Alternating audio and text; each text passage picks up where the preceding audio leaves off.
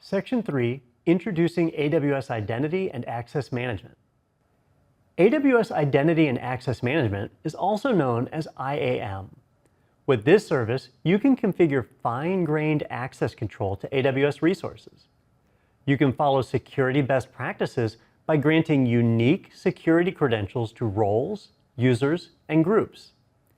These credentials specify which AWS APIs and resources these users can access. Users have no access to AWS resources until permissions are explicitly granted. IAM is integrated into most AWS services. You can define access controls from one place in the AWS Management Console, and they take effect throughout your AWS environment. You can use IAM to grant employees and applications access to the console and to AWS Service APIs by using existing identity systems. AWS supports federation from corporate systems such as Microsoft Active Directory and standards-based identity providers. IAM also supports multi-factor authentication, also known as MFA. If MFA is enabled, the user is prompted for an authentication code when logging in. The authentication code is delivered to an AWS MFA device, which might be a hardware device. Virtual MFA devices are also available, such as an application that runs on the user's smartphone, for example, Google Authenticator. With IAM, you can control who can use your AWS resources. This component is the identity or authentication. You can also control what resources they can use and in what ways. This component is the access management or authorization. To understand the fundamental aspects of authentication and authorization, consider a banking analogy. Think of a bank that provides online banking. Suppose that you are a bank customer. You have money in a checking account at that bank, and you want to pay a bill online.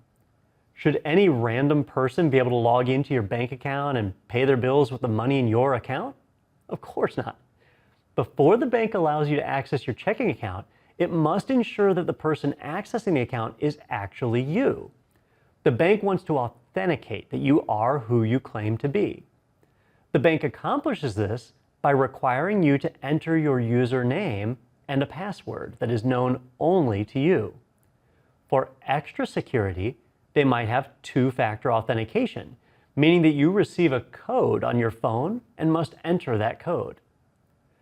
Now, suppose that you are successfully logged in, authenticated to the bank website. Can you pay your bill by using the money in some other customer's account? No, you shouldn't be able to. You don't have the authorization to access accounts that don't belong to you.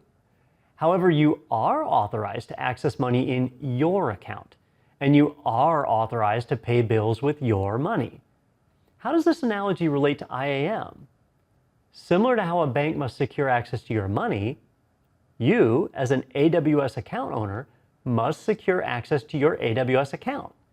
You want whatever data that you store in your account to be secure so that others can't access it.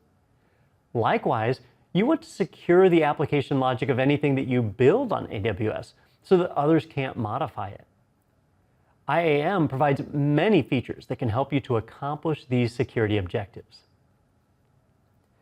You can use IAM to control access to your AWS resources. To achieve this, create users, groups, and roles in IAM. You can also enforce access control by attaching policies. An IAM user is an entity that you create in AWS to represent a person or application that interacts with AWS account services and resources. A user is given a permanent set of credentials which stay with the user until a forced rotation occurs. An IAM group is a collection of IAM users. You can use groups to grant the same set of permissions to multiple users. An IAM role is similar to a user. However, a role doesn't have long-term credentials, such as a password or access keys. Instead, when a person or application assumes a role, they receive temporary security credentials for the session. An IAM policy is a document that explicitly lists permissions. You can attach a policy to an IAM user, IAM group, IAM role, or any combination of these resources. To configure long-term access, a best practice is to attach IAM policies to IAM groups, and then assign IAM users to these IAM groups. An IAM user in an IAM group inherits the permissions attached to that group. You can also attach IAM policies directly to an IAM user to further customize access. That's it for this video. Thanks for watching, and see you in the next video.